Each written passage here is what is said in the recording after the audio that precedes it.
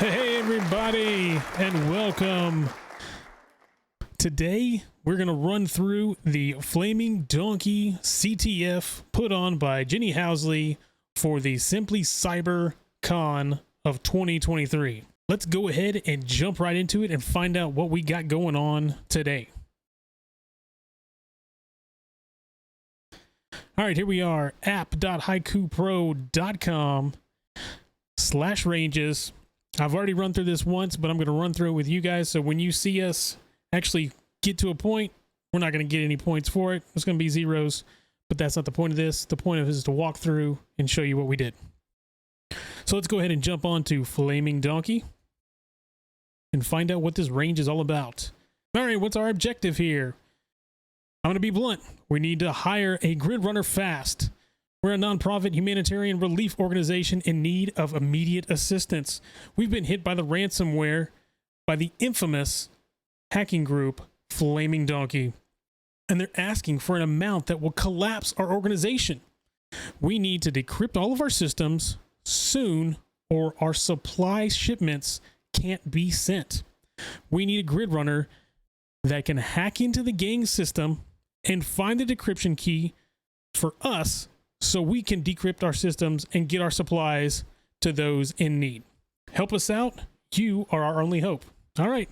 Well, let's jump into it. All right, let's run through our goals real quick, and then let's run through this.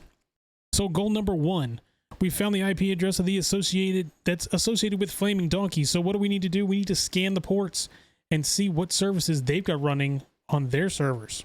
Second, we need to check out the ports that we found using our in-map scan. Which services take a username, which ones have a password, which ports contain a website that maybe we can enumerate. Maybe we need to inspect that website. Our next goal is going to be to log on to their FTP server. Then we're going to need to find Randy's password. And then we're going to have to see if we can't get privilege escalation so we can get that decryption file and key. All right, so let's go back to our first one and see if we can't find out what's going on their servers. Our target IP address is over here, so we've got 10.161.80.201. Let's go ahead and open up a terminal and let's get cracking. Hopefully everybody can see that. I made the screen a little bit smaller so it all fits. All right, with our terminal up, we're going to run an in-map scan, an in-map port scan on this IP address. So in-map TAC P, and it's going to be 10.161.80.201. All right, port scan finished. That was pretty quick. Looks like we've got 3 ports open. We've got port 21, which is our FTP server. We've got port 22, which is a SSH client. And we've got port 5000, which is a web service. So let's go ahead and look on here. We've found the IP address. What are the ports that are open? The ports that are open are 21, 22, and 5000. And when we hit submit, we will see we get 0 points because I've already run through this once. All right, on to the next. Find the username and passwords. Now that we've got 3 different open services on this server, what should we do? Let's see. Let's read through here. Check to find out the port scan. Which services take a username and password? Which ports contain a website that you can enumerate? Inspect. Maybe we can inspect that website. What can we find? All right, so let's go ahead and open up a web browser. Ports 21 and port 22 are both services that are going to require a username and a password, more than likely, and we're probably going to have to find those username and password. So what I want to do is go ahead and open up a website. All right, now that our website is open, let's go ahead and put in our IP address. HTTP. And can we get a website? We got nothing. Ah, wait a second. This runs on what? Port. Right now it shows HTTPS, so that'd be running on port 443.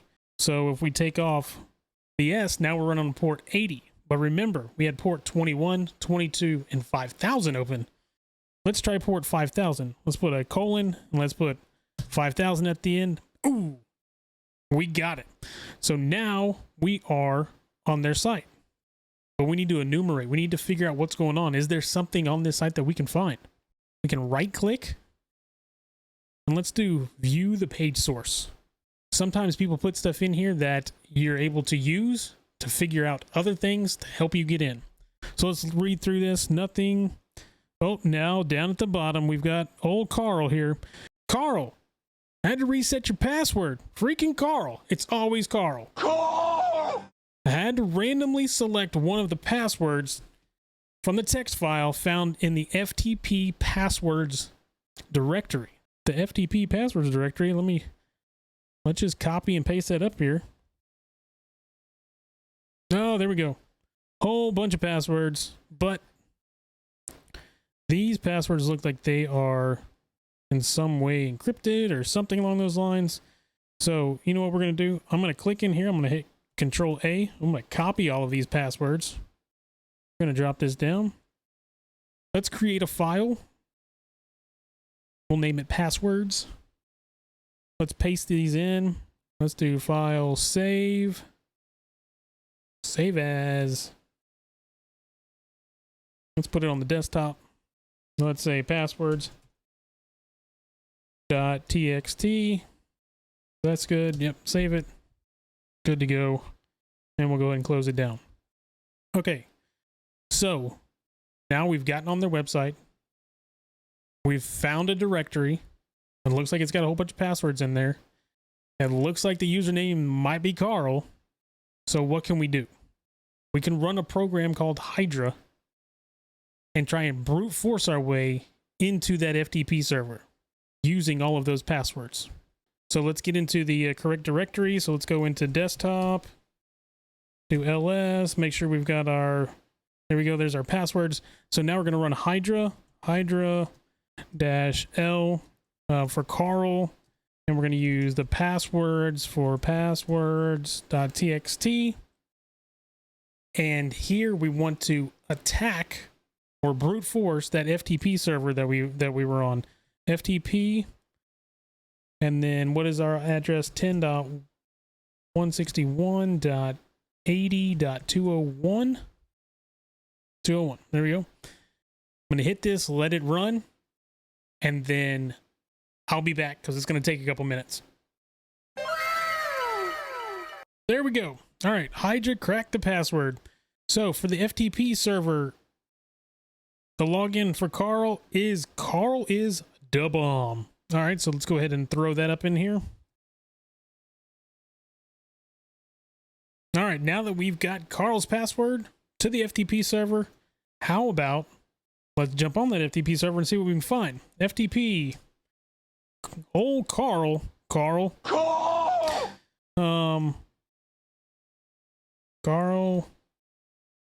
at 10.161.80.201. And we got Carl's password because you know what? Carl is the bomb. And there we go. Now we are on. So now we're on the server. Now we need to file through, see what we got on here. So let's run ls and let's see what files we've got. We've got a hidden directories file. We've got a login instructions file. And then it looks like somebody put a note to Carl. Let's go ahead and download these.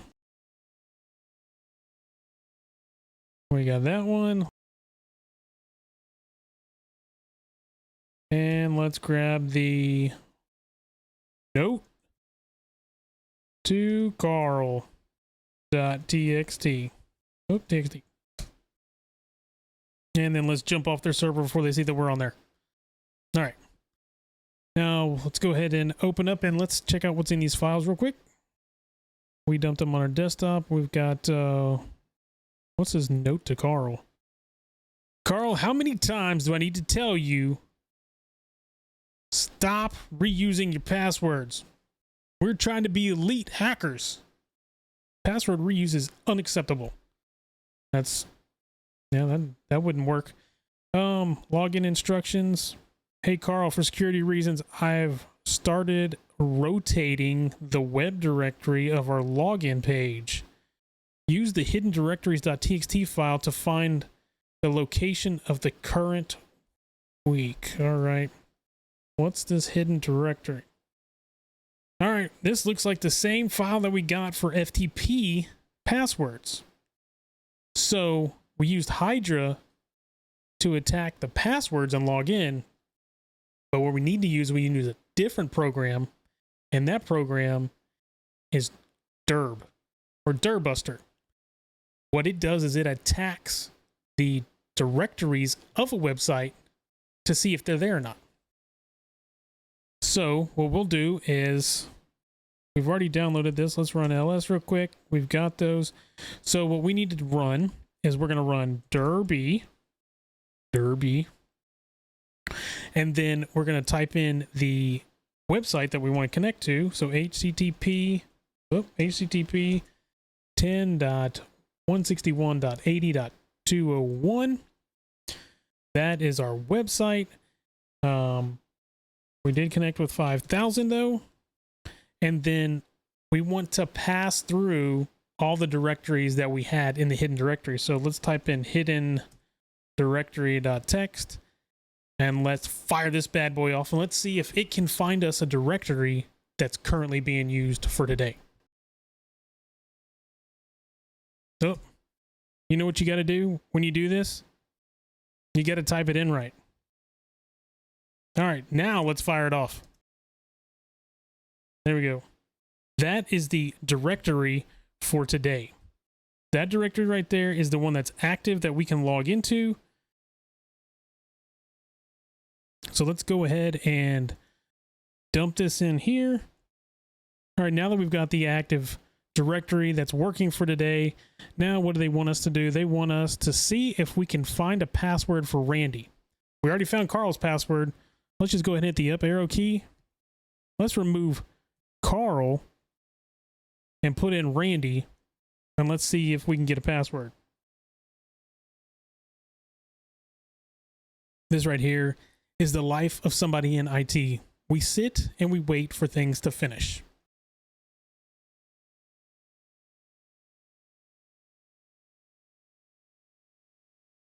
All right, and with the power of editing, that went a lot faster than what it did for me, because that took about 5 minutes to run.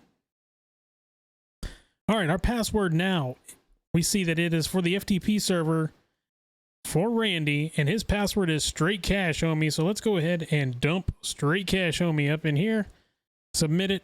All right, we're good. Okay, now realize what we did is we ran that against the FTP protocol. We didn't run it against the SSH or against the 5000. We ran it against the FTP. However, what we want to do is we want to get on that machine. So hopefully, although Randy told not to use the same password all over the place, we're hoping Randy's got that same password. So let's go ahead and see if we can SSH into this server as Randy. And yes, let me in. All right. Straight cash homie 84. Boom. He used the same password. All right. So now we have SSH capabilities to this server. First thing you want to do is Randy a super user. Can we run sudo? And let's go ahead and throw in a -L in here. Can we run sudo as Randy and get privileges?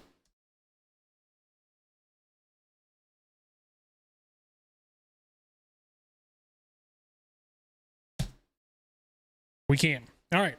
So now we have the ability as a sudo user on this box as Randy. But what does it say on here? It says user Randy may run the following commands on this server. You can run all the user bin.environment commands. So doesn't give us much. We're still kind of limited.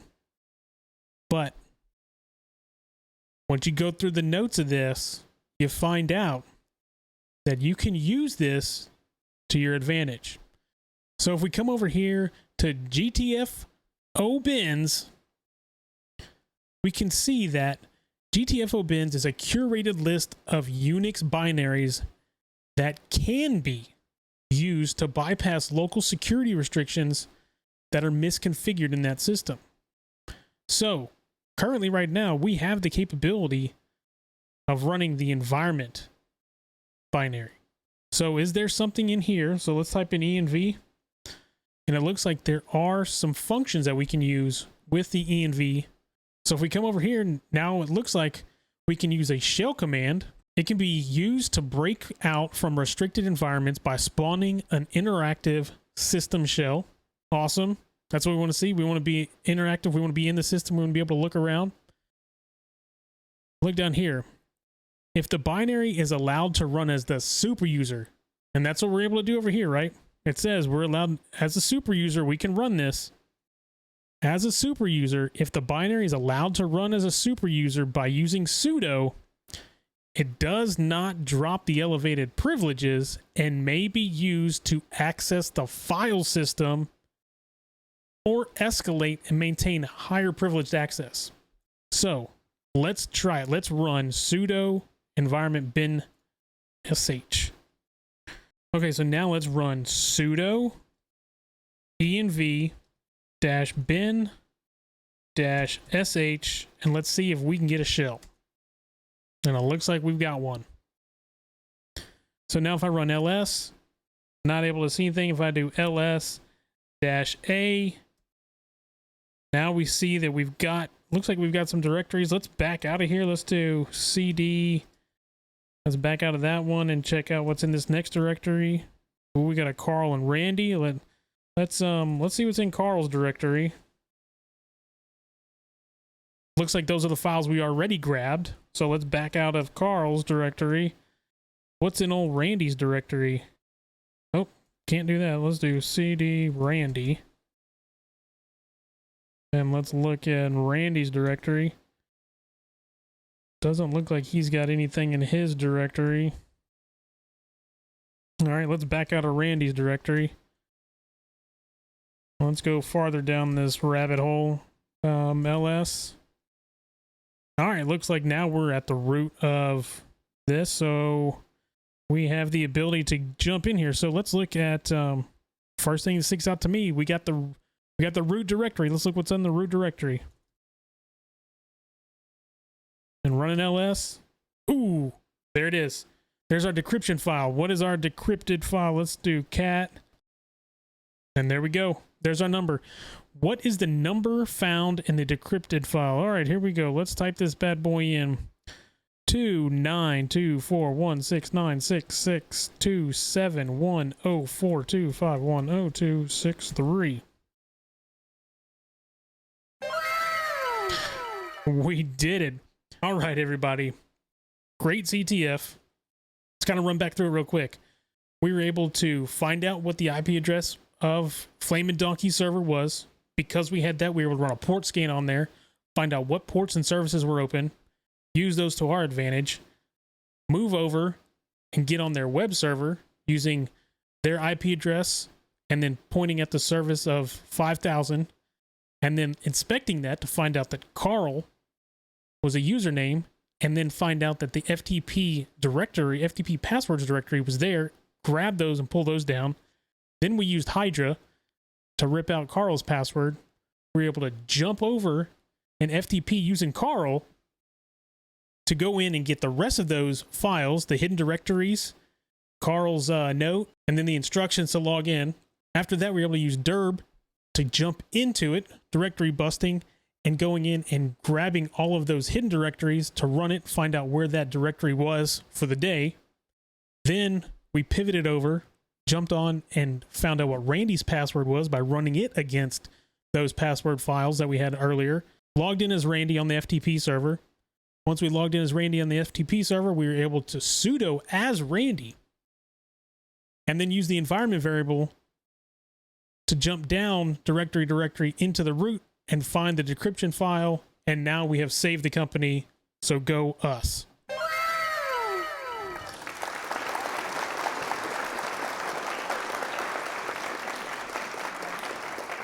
So we got a big shout out to Jenny Housley for putting this whole thing together. And then another shout out to Jerry putting on SimplyCyberCon, allowing everybody to come in and speak, and then having access to this CTF for 24 hours for everybody to go in, have a little bit of fun at the end of the con. Hopefully everybody enjoys doing the CTF like I did, and I will see you guys next time.